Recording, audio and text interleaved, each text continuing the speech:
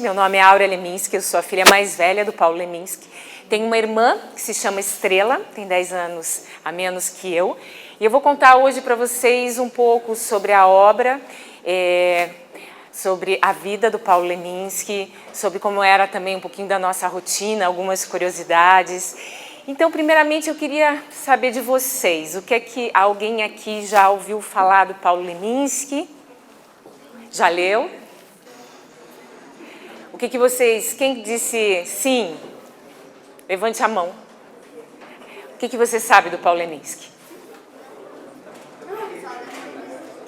Só da Pedreira, então, isso é normal.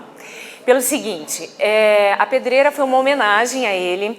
Eles deram o nome para o espaço justamente no ano em que o meu pai faleceu, para um espaço, lógico, cultural importante da cidade, mas isso foi uma homenagem. Então, o que é importante para vocês saberem é por que o Paulo Leminski, um artista de Curitiba, paranaense, tem uma importância tão grande para a literatura brasileira. Então, a gente pode começar por aqui. Múltiplo Leminski, ou seja, a gente fala da literatura, mas não só na literatura, mas Paulo Leminski se destacou em várias outras áreas artísticas e culturais. Então, a gente, seguindo, eu quero contar para vocês que ele, além de poeta, como ele ficou mais conhecido, ele também escreveu romances, ensaios, contos, biografias, haikai, poesia japonesa, roteiro para histórias em quadrinhos. Ele foi um grande poliglota. Ele sabia muito bem, falava fluentemente mais de 6 línguas e tinha noção de mais umas 6 línguas, pelo menos, sendo que entre elas algumas línguas muito difíceis e algumas até que nem são mais faladas, né, que a gente chama de línguas mortas, como por exemplo no caso do latim. Mas ele também falava grego, egípcio, entre outras. Ele também trabalhou como revisor, jornalista, professor de cursinho e publicitário. Então, além de artista, ele também trabalhava com comunicação. E eu acabei puxando mais esse lado. Então, de todas as coisas que ele fazia, eu acabei me formando em jornalismo, me identifiquei com essa área. Então, essa, digamos assim, seria das coisas todas que ele fez, a que eu acabei me apaixonando foi justamente a área de comunicação. Mas, depois de 20 anos trabalhando na área de comunicação, faz 3 que eu me dedico exclusivamente a levar a obra do Paulo Leminski para o Brasil todo. Então, também vou contar para vocês daqui a pouquinho como é que é esse nosso trabalho que a gente conduz a família toda. Leminski também foi faixa preta de judô, ele adorava artes marciais, ele gostava também de karatê, ele chegou até a competir pela Federação Paranaense de Judô. E a outra grande paixão da vida dele, a música. Então, ele não só foi letrista, como também foi compositor. Ele compôs mais de 110 músicas. Muita gente não sabe disso, até porque como ele não era intérprete, ele não fazia shows, não gravava discos, às vezes a gente associa a música à pessoa que canta aquela música. Não sabe nem quem fez. Acha já que aquela pessoa que está cantando a música é quem fez a música, né? A criadora da música. Mas Paulo Leminski foi gravado por muita gente famosa, conhecida, não só na época em que ele foi gravado primeira vez por Caetano Veloso, Moraes Moreira, mas atualmente ele continua sendo gravado por muita gente que vocês conhecem, hein? Arnaldo Antunes, Zélia Duncan, Zé Cabaleiro, entre outros. Mas com certeza esses 3 nomes eu tenho certeza que todos aqui conhecem. E vocês sabem que uma coisa que é muito curiosa é que o meu pai tinha essa capacidade tão grande de percorrer tantas áreas diferentes numa época em que não existia computador. Alguém aqui consegue se imaginar sem uma internet? Para qualquer coisa que a gente precisa fazer uma pesquisa, buscar qualquer informação, a gente vai direto no Google. A gente precisa qualquer coisa, a gente está no celular procurando as coisas, as informações, as respostas para que a gente, de qualquer coisa que a gente precisa, estão nos nossos aplicativos. E o meu pai não tinha nada disso. Então, vocês imaginam a força de vontade que ele tinha de buscar essas informações, de criar esse banco todo de sabedoria que ele tinha, através, sabe do quê? Dos livros. Ele gostava muito de ler, Ele, toda vez que ele viajava, ele sempre ia na biblioteca da cidade, ele adorava procurar os livros em sebos, porque os livros hoje, até isso é muito mais fácil, a gente entra na internet e você encomenda o livro que você quiser. E em pouquíssimo tempo já está lá na tua casa. E o meu pai não, ele tinha que ir buscar isso sempre nos lugares. Então Curitiba, nos anos 70 principalmente, né, quando começou todo esse percurso dele como intelectual, ele tinha que buscar isso nos sebos e nas bibliotecas. Então, assim, a Biblioteca Pública do Paraná era um dos lugares que ele mais frequentava. Ele ia lá diariamente para saber o que é que tinha chegado de novo. Ele estava sempre fazendo empréstimos. Então, assim, isso foi fundamental na vida do meu pai para ele se tornar esse artista que ele foi numa época em que as coisas não eram facilitadas como são hoje, né? Então, assim, essa força de vontade é algo surpreendente na capacidade desse artista que vocês vão conhecer um pouquinho mais. Ele também nunca saiu do Brasil e a gente percebe bem que as pessoas que estão acostumadas a viajar, enfim, acabam tendo bastante acesso à informação. E ele nunca saiu do Brasil, e sabe por quê? Ele morria de medo de avião. Ele foi convidado várias vezes por institutos importantes para lecionar. E ele sempre declinou do convite porque ele não conseguia passar mais do que 1h30, 2 horas dentro de um avião. Então, meu pai nunca saiu do país. Esse é um outro fato interessante, muito curioso. Quer dizer, alguém com a informação que ele tinha nunca ter saído do país e saiu pouquíssimas vezes de Curitiba. Do Brasil ele também não conheceu tanto assim, porque o meu pai praticamente ele só viajava a trabalho. Porque meu pai trabalhava o tempo todo. E ele trabalhava o tempo todo porque essa era a grande paixão da vida dele. Então ele era realmente assim, ele era muito dedicado. E ele assim foi realmente um dos artistas curitibanos a ter o reconhecimento nacional. E eu acho que assim é um dos principais, se não for o principal artista curitibano de reconhecimento nacional, e a gente já pode começar a dizer que internacional, porque pelo menos no meio acadêmico o nome dele já começa a circular em países como Estados Unidos, Espanha, Argentina e Polônia. A gente acabou de lançar um livro na Polônia com os poemas dele traduzidos e vários professores escreveram textos, enfim, apresentando a poesia do Paulo Leminski ao mundo acadêmico da Polônia.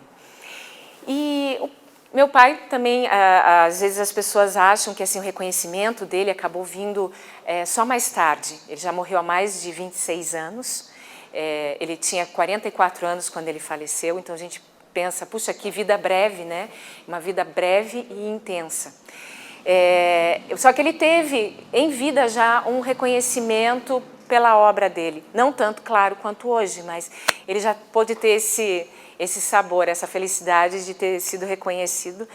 E ainda assim, por algumas coisas curiosas também, porque como ele era compositor, ele começou a ter as músicas dele gravadas por pessoas como Caetano Veloso, algumas músicas que ele compôs viraram tema de novela da Globo, seriado da Globo, então isso começou a fazer com que o nome dele circulasse além de Curitiba, né? Rio e São Paulo começam a conhecer Paulo Leminski também no começo dos anos 80. Então, eu gosto de falar o múltiplo Leminski porque são várias facetas. Digamos, a mais conhecida, não quero chamar de principal, porque tudo, na realidade, assim, é um conjunto da obra. Então, na poesia, tudo tinha poesia no que ele fazia. Mas a poesia era uma das coisas. Então, na poesia, por que a gente fala que Paulo Leminski é tão importante, o nome dele é tão reverenciado, tão citado? Ele teve um jeito de começar a escrever, que ninguém escrevia daquela forma, que assim, algumas pessoas até duvidavam inicialmente que aquilo realmente era poesia. Até então, antes de ele começar a fazer poesia, era muito normal que as poesias, tradicionalmente elas eram longas, com uma linguagem bastante difícil, enfim, era uma coisa assim que estava disponível para poucas pessoas. A poesia não era uma coisa comum a todos. E o meu pai veio com uma proposta justamente de falar de um jeito mais simples, direto, objetivo, preciso e conciso, que fez com que a poesia dele fosse transformadora desse gênero literário. A partir da poesia do Paulo Leminski, muita gente, inclusive, começou a escrever parecido com ele, de um jeito assim, que quebrava um pouco um tradicionalismo, uma forma mais rebuscada da linguagem. E é muito interessante porque quando a gente pensa na poesia do Paulo Leminski, ela é extremamente atual. Então ele era realmente muito à frente do seu tempo sempre. Quando ele chegou com essa proposta de poesia, as pessoas não entendiam muito bem, algumas até duvidavam que aquilo era poesia, ele defendia, ele dizia que a poesia é a liberdade da minha linguagem. Então, assim, ele não deixava que as críticas influenciassem essa forma dele fazer a sua poesia, dele fazer do jeito que ele acreditava como as coisas deveriam ser. Então, esse jeito dele ser, até um pouco provocador, muitas vezes, hoje a gente percebe assim nas redes sociais que a poesia do Paulo Leminski ela é constantemente citada, as pessoas adoram, né, postar alguns poemas dele, justamente porque fala muito do jeito que a gente hoje do jeito que a gente se comunica, desse jeito rápido, né, que as redes sociais pedem. A gente não tem tempo mais. Qualquer um de nós aqui, se você recebe um e-mail um pouco mais longo, uma mensagem com 5, 6 frases, a gente já pensa, ai meu Deus do céu, como é que eu vou chegar até o final? A primeira reação que a gente tem até assim é de desistir, né? E quando a gente percebe que alguma coisa é dita com o mínimo de palavras e o máximo de sentido, parece que é o que fica, é o que permanece. E esse jeito de escrever é um jeito muito leminskiano. Então, o Paulo Leminski, vou contar para vocês um pouquinho como é que tudo começou. Apesar dele ser filho por parte de pai, filho de militares, né? Então tinha uma educação muito rígida dentro de casa. Ele já tinha o costume de ler, porque o meu avô e uma tia dele gostavam muito de escrever poemas, mas eles escreviam assim praticamente como hobby. Mas como eles gostavam de ler, naturalmente eles acabavam escrevendo, e o meu pai foi crescendo vendo isso dentro de casa. Então para ele foi muito natural ver alguém escrevendo poesia, lendo. E desde muito pequeno ele acabou adquirindo esse hábito. Ele era um bom aluno, mas ele não era excepcional. Só que ele gostava, ele não era excepcional por quê? Porque ele fugia um pouco sempre das regras. Então, assim, esse hábito que ele começou a adquirir de leitura e tudo mais, fez com que ele começasse a expandir o universo dele de conhecimentos. E ele cada vez começou a querer mais. E quando ele chegou mais ou menos na idade de vocês, aos 12 anos de idade, ele decidiu que ele queria estudar na melhor escola do país. Essa escola era um seminário, que era a escola do Mosteiro de São Bento, em São Paulo, só aceitava meninos, e ele sabia que se ele fosse para lá, ele teria uma vida acadêmica extremamente rígida. Tinha aula de manhã, de tarde, e à noite eles ainda tinham atividades na biblioteca. E era justamente o que ele queria, porque lá, além dessa rotina de estudos, ele teria acesso à melhor biblioteca da época, que era a biblioteca do Mosteiro de São Bento, teria os melhores professores, porque eram professores que ensinaram ele, inclusive, diversas línguas. Foi lá que ele aprendeu o latim, o francês, o inglês, o italiano. Então, ele começou a ler os livros no original. Então, ele ia na biblioteca e buscava os livros com os autores, né, que o interessavam. Ele queria sempre ler no original. Então, isso começou a despertar também aí um desejo de um dia ele se transformar no tradutor que ele foi.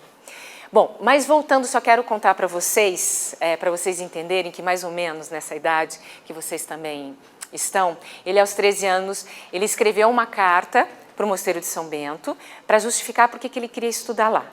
Não era por mérito de nota que se entrava, que se era escolhido para estudar no Mosteiro de São Bento, mas sim pelo convencimento da carta. E desse texto, né, justificando por que ele queria estudar lá. Então ele foi aceito, foi para São Paulo, passou um ano lá estudando, retornou para casa só para passar as férias e voltou para lá para o início do ano letivo. Só que acontece o seguinte, então, dos 13 para os 14 anos, os tutores no mosteiro da escola começam a perceber algumas características muito próprias dos meninos. Então, aqueles que não têm a vocação para seguir, né, uma vida dentro do mosteiro enfim, né, vir a ser padre, eles convidam para voltar para casa e seguir a vida acadêmica normal. Os que têm essa vocação são convidados para permanecer. E o meu pai ficou muito triste porque ele foi convidado a voltar para casa.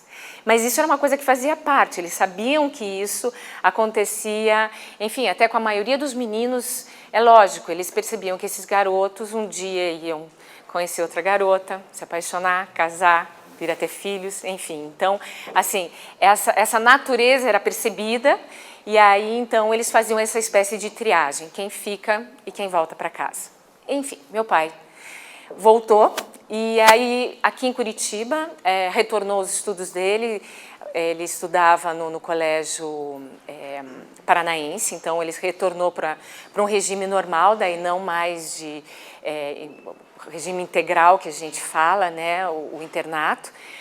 Mas o que é importante entender nisso tudo? O que ele aprendeu dentro do Mosteiro de São Bento, essa disciplina, essa concentração, essa atenção, foi algo que ele nunca mais perdeu. Então, ele levou isso para o resto da vida dele. Então, mesmo que ele tenha saído do Mosteiro de São Bento e tendo ficado apenas 1 ano e meio estudando lá ele aprendeu a aprender sozinho. Então, mesmo continuando os estudos regulares, ele nunca mais deixou de estudar, ler e buscar todos os conhecimentos que o interessavam. Então, assim, essa dedicação, justamente a gente pode entender que ela começou em 2 momentos na vida dele. Eu acredito que foi influenciado, sim, pelo fato de ser filho de militares, mas principalmente pelo que ele acabou aprendendo dentro do Mosteiro de São Bento. Bem, a gente na poesia tem, né, vários dos livros dele, desses livros todos publicados, mas no Toda a Poesia, que a gente publicou há 2 anos atrás, estão todos os poemas que foram publicados nesses outros livros. Então, a gente passou muitos anos com os livros dele esgotados e as pessoas diziam, puxa, mas eu gosto tanto do Paulo Leminski, eu queria saber mais, queria conhecer mais. Então, foi um dos momentos que a gente decidiu em 2012 reunir tudo e fazer uma obra única. Não sei se vocês já viram, mas é um livro laranjado com um bigodinho preto, assim, bem emblemático. Quando a gente fala de Paulo Leminski, a gente sempre imagina, já vem a imagem do bigode.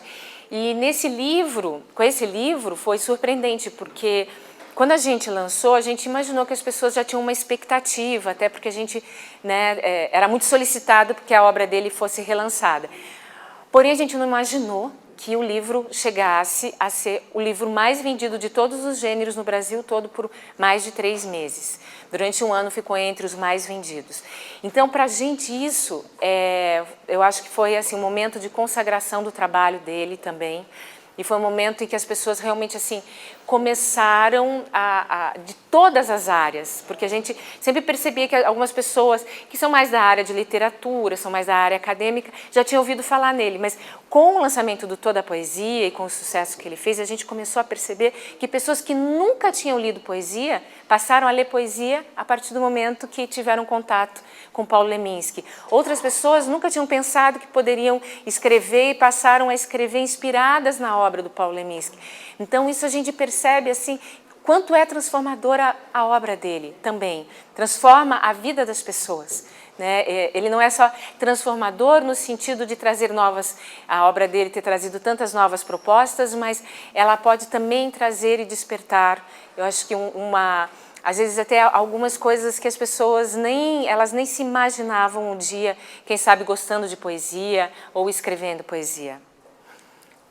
Bem, na música, ele também teve seu primeiro contato no Mosteiro de São Bento com os cantos gregorianos.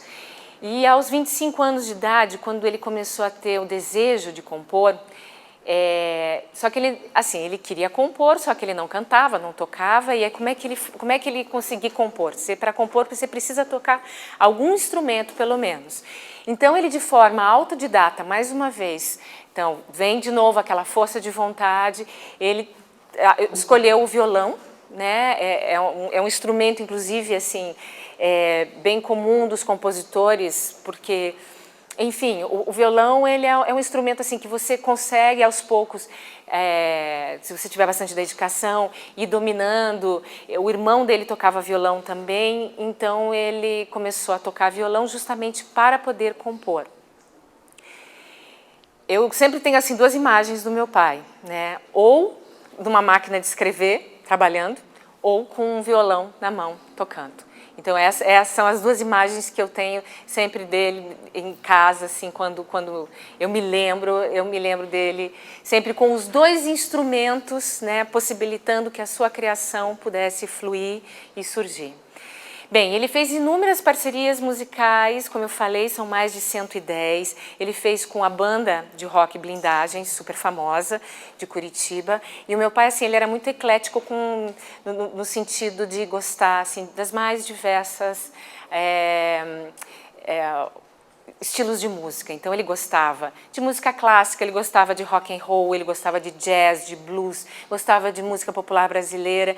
Então essa coisa dele gostar e de se abrir para várias possibilidades, enfim, de estar sempre conhecendo as coisas, eu acho que isso é muito bacana, porque às vezes a gente pensa assim, eu gosto de um estilo de música, eu gosto de um estilo de livro, de literatura, e não gosto de outro, e aí a gente se fecha quando a gente fala assim, eu não gosto disso. Às vezes a gente não gosta porque não conhece, né? Então, assim, sempre dizer que eu não gosto de música clássica. Opa, pode ter músicas clássicas que a gente realmente não goste, mas pode ter algumas que a gente goste. Então, assim, o problema nunca está no gênero ou no estilo. Mas, então, dentro de cada gênero e cada estilo, a gente sempre pode conhecer e encontrar coisas de qualidade e coisas importantes que possam a ver com a gente e com o que aquilo a gente pensa e com o que a gente gosta.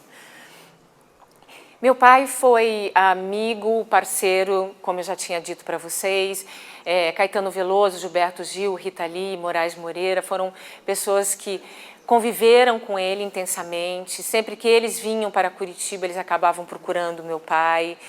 Sempre que a gente viajava, também a gente acabava encontrando esses artistas. E isso também foi fundamental na vida do meu pai, porque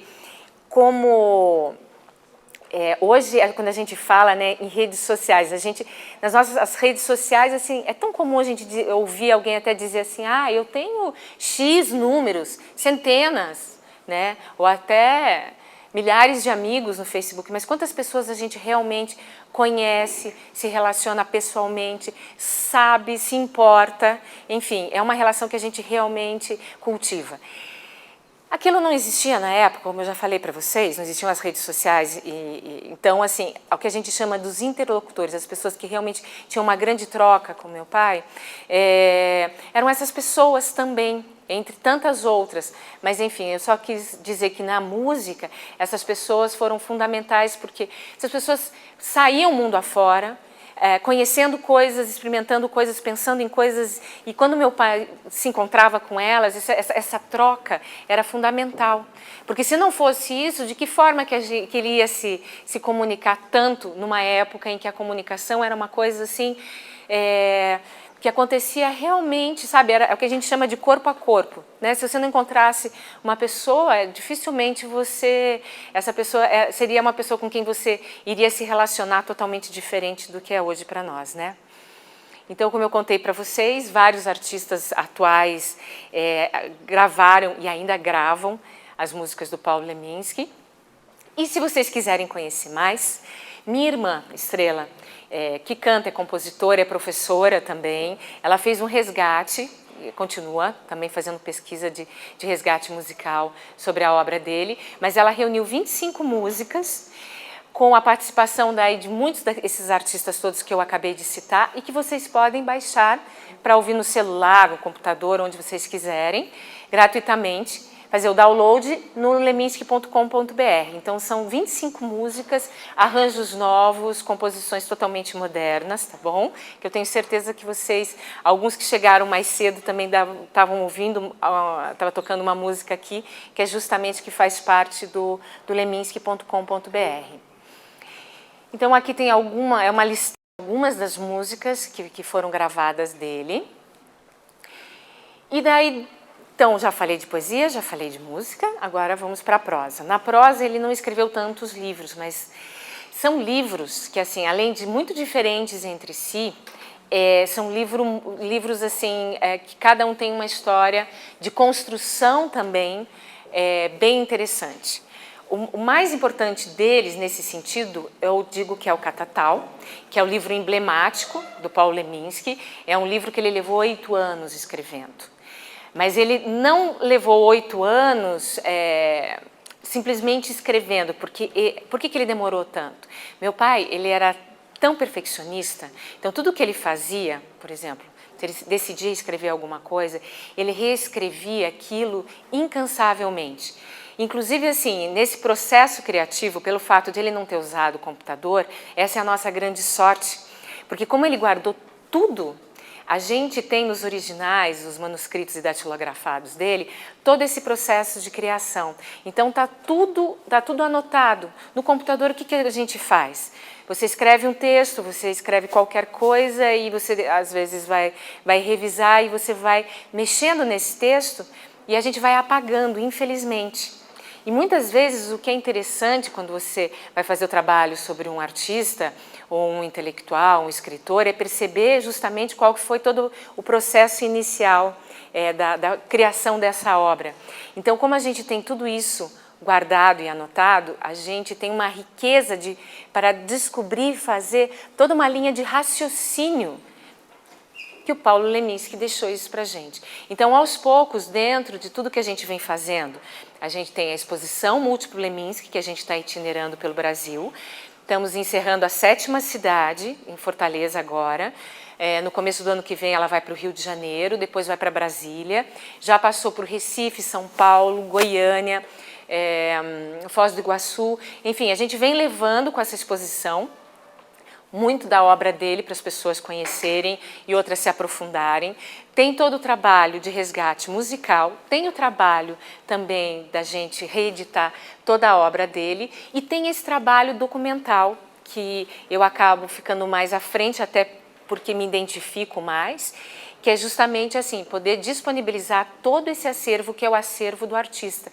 E no caso, como ele não trabalhava com computador, esse acervo do artista, a gente tem justamente todos os esboços, todos os estudos, todas as anotações. Às vezes ele começava a ter uma ideia de um poema ou de um texto que partia simplesmente de uma palavra ou de uma frase.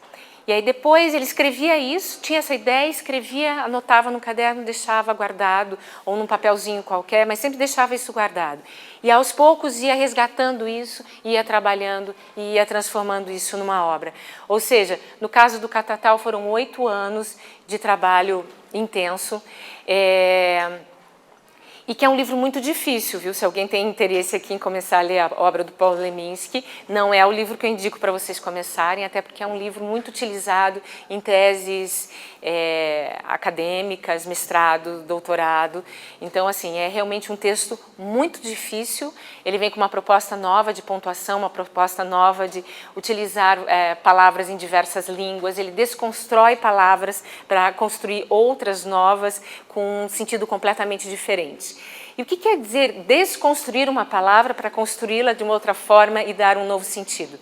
Metamorfose, né? Metaformose. Metaformose é o livro que ele escreveu, fazendo uma brincadeira com a palavra metaformose. Porque metaformose, a princípio, não existe. Se vocês forem no dicionário, vocês não vão encontrar. Mas ele brinca justamente porque ele dá um novo olhar, ele reescreve a mitologia grega de forma romanceada e poética e deu o nome de metaformose. Então, ele fazia muito isso com as palavras, com o significado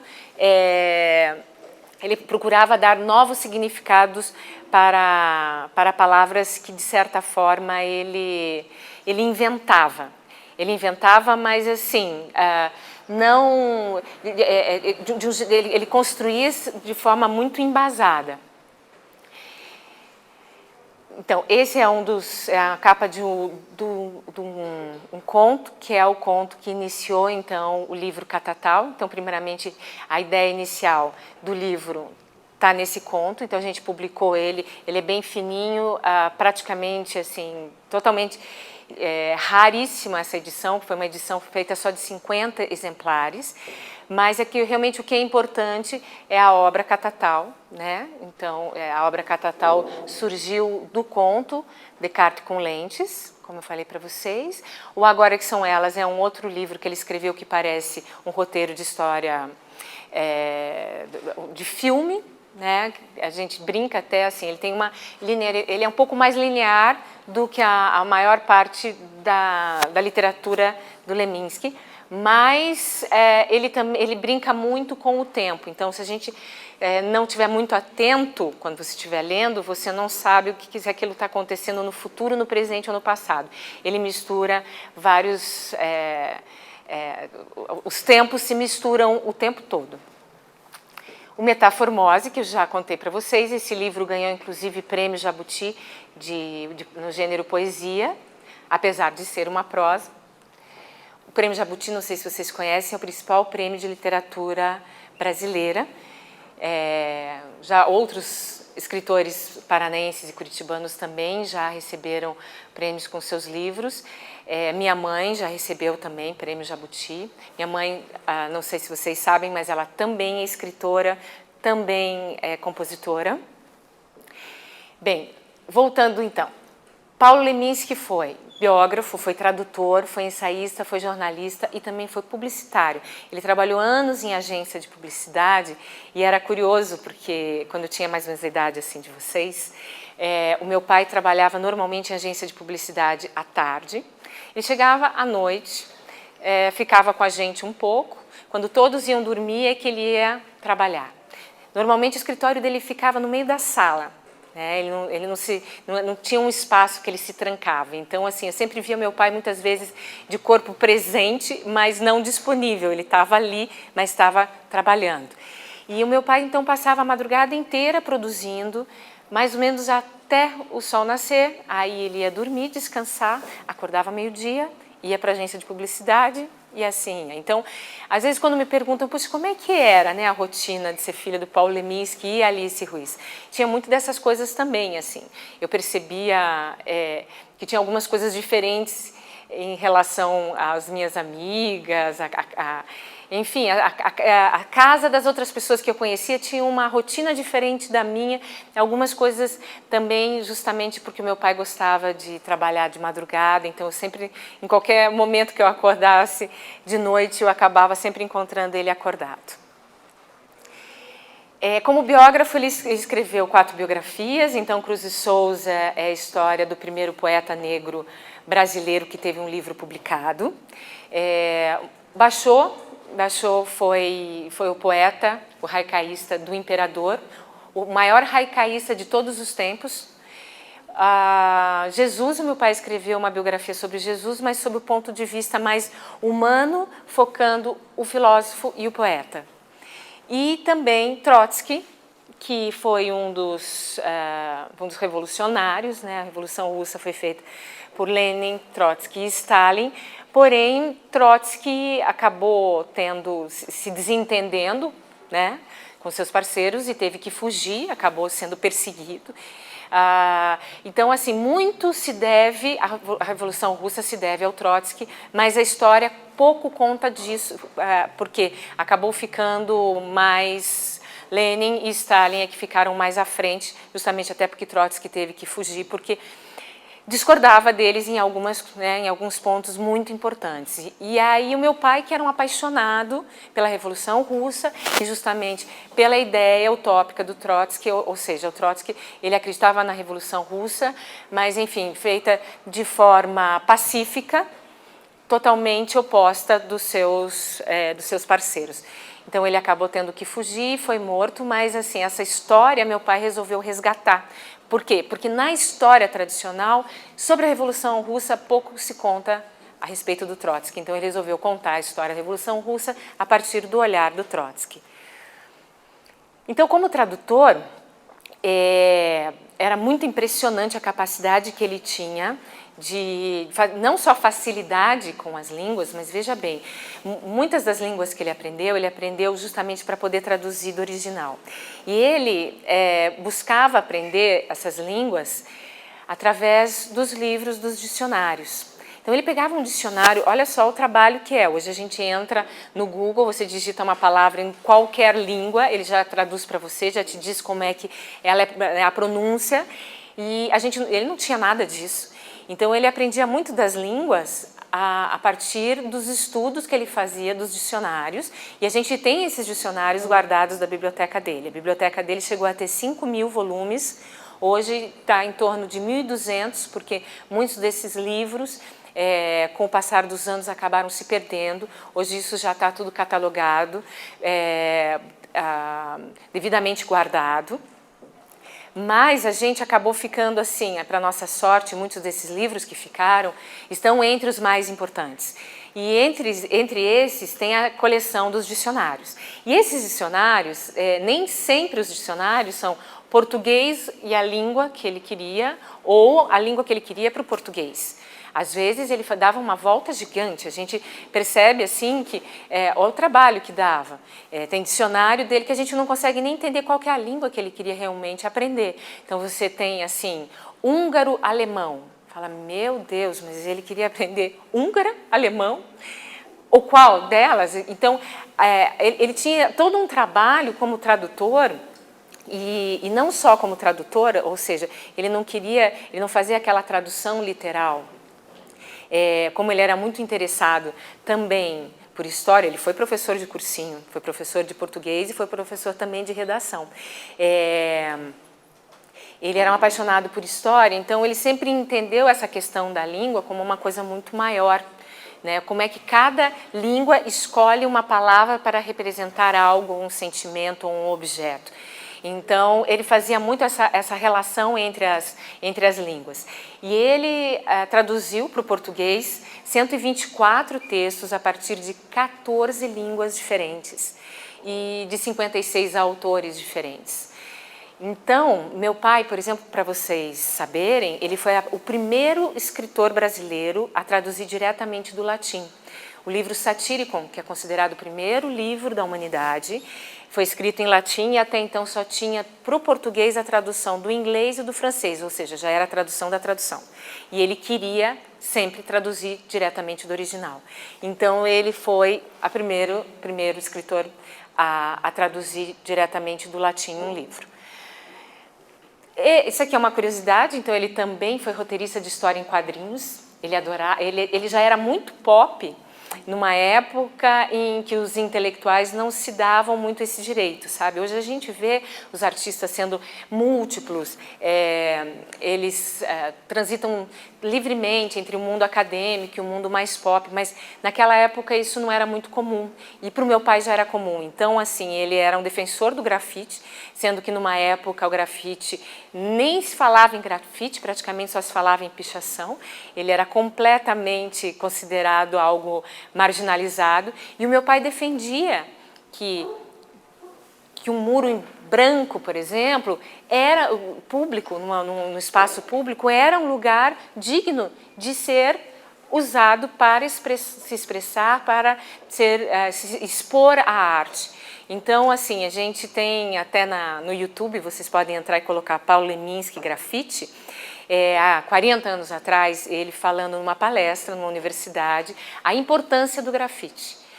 Então, as pessoas ficavam naquela época e falavam, meu Deus, da onde é que veio esse cara? Porque era tudo muito diferente o que ele defendia. Hoje, o que ele dizia é absolutamente natural para a gente. O grafite hoje já é considerado arte, já está dentro dos grandes museus. já é tido, né, como uma expressão artística das artes plásticas tão importante quanto qualquer outra. Enfim, então, assim, vocês percebem que ele realmente era uma pessoa à frente do seu tempo. Ele estava sempre propondo coisas que para a gente hoje parecem até naturais e normais, mas a gente sempre tem que imaginar 30, 40 anos atrás. Né? O que ele estava dizendo, o que ele estava defendendo e a dificuldade que deve ter sido, porque muita gente discordava veementemente dele. Então, ele também foi jornalista, escreveu para jornais, ele tinha colunas semanais, revistas importantes, então Veja, Isto É, Folha de São Paulo, Estadão, jornais locais. Ele produziu muito, né, como jornalista, e ele falava sobre os mais diversos assuntos, mas é muito o jornalista que a gente chama o jornalista de opinião. Né? Ele até começou, quando ele começou como jornalista, o jornalista factual, né, que trabalhava com jornalismo diário, mas depois de um tempo ele passou a ser um jornalista de opinião, ou seja, qualquer assunto o interessava para escrever um texto, enfim, e para o inspirar para a coluna que ele teria que escrever. Opa, eu passei aqui, então voltando. Sobre a parte oriental. A parte oriental, ela engloba várias coisas. Então tem o haikai. Meu pai foi um dos primeiros haikaístas brasileiros. Aí diz assim, mas haikai, quando ele veio com essa ideia da poesia japonesa, as pessoas diziam, puxa, mas a gente não escreve japonês, não lê japonês, por que eu vou escrever haikai? Né, o que tem de importante no haikai? E o haikai é uma forma de escrever poesia, ou seja, você pode escrever haikai em qualquer língua, que ela é muito importante porque, assim, apesar do mínimo de palavras, né, o haikai mais tradicional, inclusive, é contado por sílabas, são 17 sílabas. Justamente por ser curto, ele tem que condensar o máximo de informação. E ele já achava que isso era fundamental. Então, quando a gente pensa, por exemplo, no haikai, logo me vem uma coisa à cabeça, que é, voltando justamente nos nossos dias, é uma coisa extremamente atual, que é falar com o mínimo, o máximo de significado, com o mínimo de palavras. Então, quando ele falava sobre o haikai, hoje eu entendo perfeitamente que ele estava falando de uma coisa que ele não conheceu, então nem teria como ser proposital, mas que a gente pode usar perfeitamente para exemplificar a forma como a gente se comunica hoje. Ele dizia que o haikai é ultrasegundos de hiperinformação. E é exatamente isso que a gente precisa, que a gente é solicitado hoje o tempo todo. Tudo é muito rápido. Quanta coisa já aconteceu desde que eu comecei a falar, né, no começo, até agora. São milhares de coisas que já aconteceram, já se passaram em todos os universos, os físicos e virtuais. E quando ele fala do haikai, que são os ultrasegundos de hiperinformação, é justamente assim você falar o máximo com o mínimo. Bem, ele não escreveu exatamente para criança, mas muitos dos poemas dele podem ser perfeitamente entendidos para um público mais jovem. Então, essa reunião de poemas está no livro Bicho Alfabeto, com ilustrações do Ziraldo. É um livro, porque meu pai e o Ziraldo, apesar deles terem por muitos anos escrito para o mesmo jornal, que se chamava Pasquim, eles nunca se encontraram. E eles eram amigos, tinham muitos amigos em comum. Só que, assim, infelizmente, mesmo se admirando, eles nunca estiveram juntos em nenhum lugar que eles pudessem, enfim, ter uma conversa pessoalmente. E quando a gente conversou com ele sobre a possibilidade de fazer esse livro, ele ficou muito feliz, aceitou prontamente e disse assim, puxa, pela primeira vez na vida eu vou poder conversar com o Paulo Leminski. E isso foi mágico para a gente, porque ele foi escolhendo, né, esses poemas que foram escolhidos, ele foi desenvolvendo cada uma das ilustrações justamente como se fosse um diálogo com o Paulo Leminski. Então, esses poemas que eu me refiro estão no livro Bicho Alfabeto. Este outro livro também, que é de um poema que chama Lua no Cinema, é um poema que meu pai escreveu dedicado à minha irmã, Estrela. E esse aqui é o livro que eu diria para vocês que seria o ideal para começar a conhecer a obra do Paulo Leminski, quem ainda não conhece e tem vontade de conhecer, que é o Guerra Dentro da Gente. O Guerra Dentro da Gente, o que é? É um menino de 13 anos que começa a ser preparado para a arte da guerra, algo muito importante no mundo ocidental da época do Império, ou seja, né, todos os garotos que tivessem a saúde plena, eles eram aptos a se prepararem para vir a ser grandes soldados, enfim, todos então passavam por isso, né, todo esse processo do aprendizado da arte da guerra. Agora, o que é legal? É uma aventura, é um livro de ficção, é um livro que conta uma história lúdica, mas ao mesmo tempo, qual que é o significado dele?